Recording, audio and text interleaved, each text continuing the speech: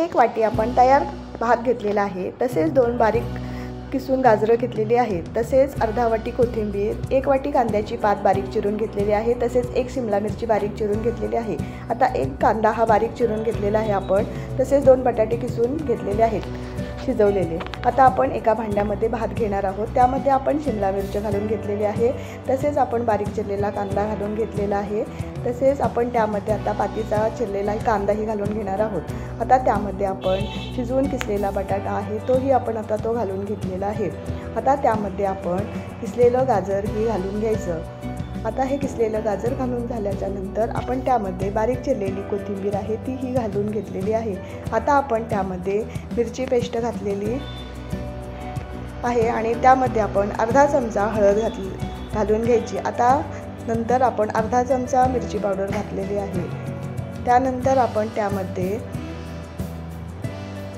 अर्धा चमचा चाट मसाला तसेच अर्धा चमचा गरम मसाला घालून घेतलेला आहे। आता आपण त्यामध्ये चवीनुसार मीठ घालून घेणार आहोत। आता हे आपण मीठ घालून घेतले आहे व त्यामध्ये आपण अर्धा लिंबूही आपण पिळून घेणार आहोत, त्यामुळे छान चव येते। आता हे आपलं लिंबू पिळून झालेलं आहे। आता आपण हे सर्व मिश्रण आहे ते एकजीव करून घेणार आहोत आणि त्यामध्ये आपण बाइंडिंगसाठी 2 चमचे कॉर्नफ्लॉवर आपण हे घालून घेतलेलं आहे। आता पुन्हा आपण हे छान मिक्स करून घ्यायचे।